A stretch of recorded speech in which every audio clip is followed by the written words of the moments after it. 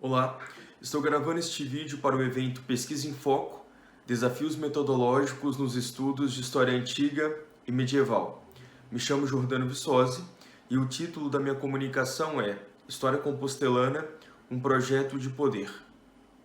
Em termos pessoais, possuo graduação em História e mestrado em História Ibérica, ambos pela Universidade Federal de Alfenas.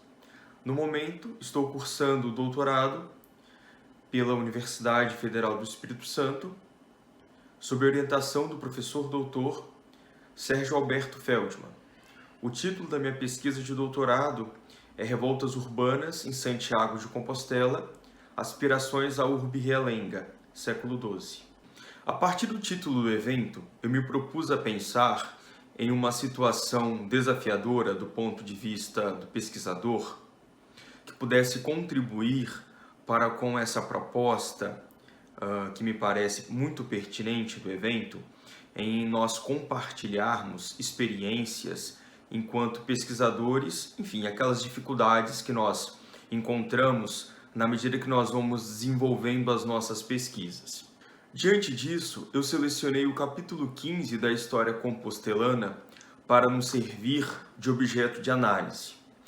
A História Compostelana é uma obra que foi produzida no século XII, na cidade de Santiago de Compostela, por mando do bispo e depois arcebispo de Santiago, Diego Gelmires.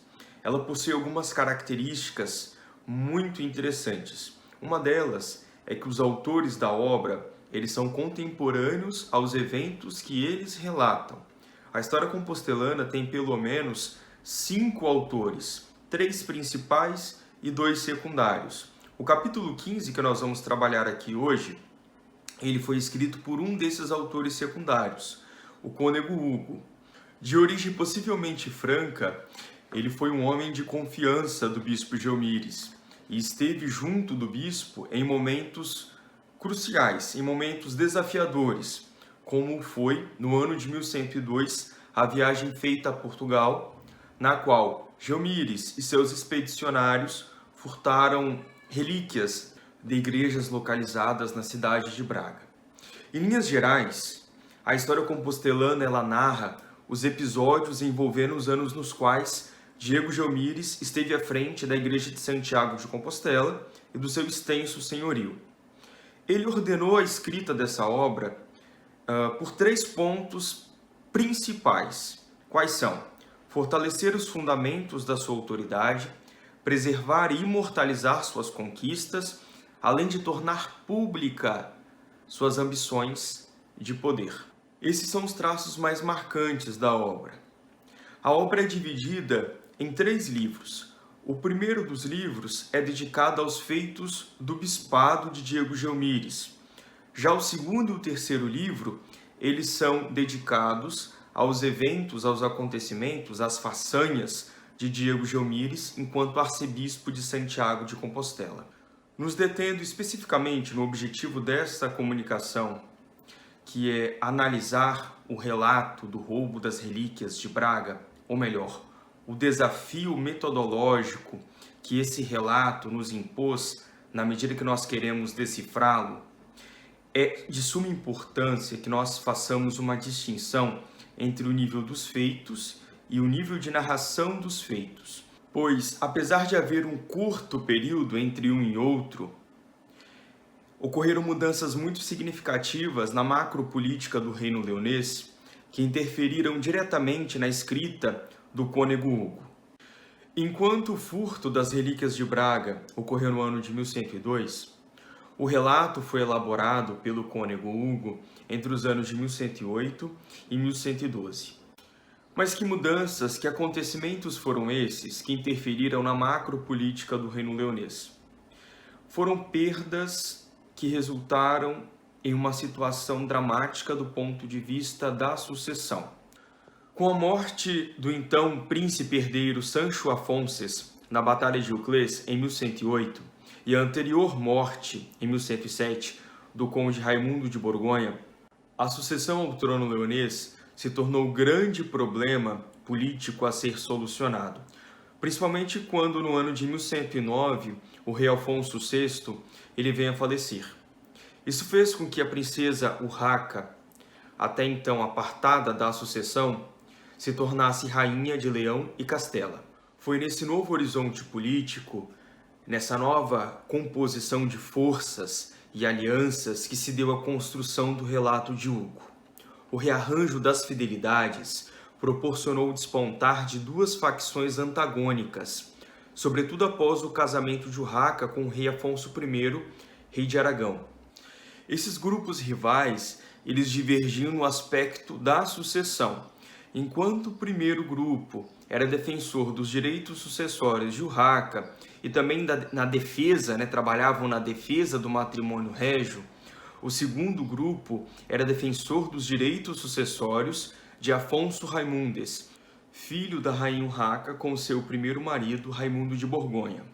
O bispo Geomíris acabou por tomar partido do menino Afonso, mas seu posicionamento, em grande parte dúbio, demonstra sua predisposição em conciliar os lados beligerantes, até porque entendia como mais benéfico para si a vinculação da Galiza, a Galiza do norte do rio Minho, ao reino leonês. Era sua zona de influência. Era ali que governava em nome da Rainha de Leão. O roubo das relíquias de Braga, ocorrido em 1102, mas somente escrito com essas mudanças em curso, revela que o ponto nevrálgico do relato é, abre aspas, a afirmação da emergente fronteira do Minho, a incisiva separação entre Galiza e Portugal, fecha aspas. Essa afirmação de Emerlindo Portela é corroborada pelo próprio autor do relato, o cônego Hugo. Ele salienta que Diego Geomíris já se sentiu seguro após a travessia do rio Minho. Vou ler a parte da história compostelana que fala especificamente sobre a segurança que sentida por Diego Geomíris após a travessia do rio Minho. Abre aspas. Ao escutar o bispo que os santos já haviam atravessado o Minho e que estavam colocados em lugar seguro, pois esse rio separa Portugal de Galiza, depois de preparar todo o necessário, dirigiu-se depressa para o monastério onde haviam sido deixados os santos, e tomando-os de ali, regressou já sem se ocultar, através das vilas de Santiago, à cidade de Compostela, com grande veneração e alegria. Fecha aspas. Esse trecho da HC sustenta a ideia de que o ponto central do relato, acerca do roubo das relíquias de Braga, era demarcar a emergente fronteira do Minho, a incisiva separação entre Galiza e Portugal. O bispo entendia, ao menos até aquela altura, os limites do seu poder de modo muito atrelado e integrado ao reino leonês. E a própria ausência de referências diretas na obra, na história compostelana, ao conde Henrique de Borgonha, confirma a tese de que o interesse de Geomíris era a Galiza ao norte do rio Minho. É importante destacar, por outro lado, que a separação era uma realidade nova, Galiza e Portugal, e tinha caráter especificamente político, produzida a partir do casamento das filhas de Afonso VI, Urraca e Teresa, com dois nobres da casa de Borgonha. Raimundo e Henrique ficaram respectivamente com a parte da Galiza situada ao norte e ao sul do Minho.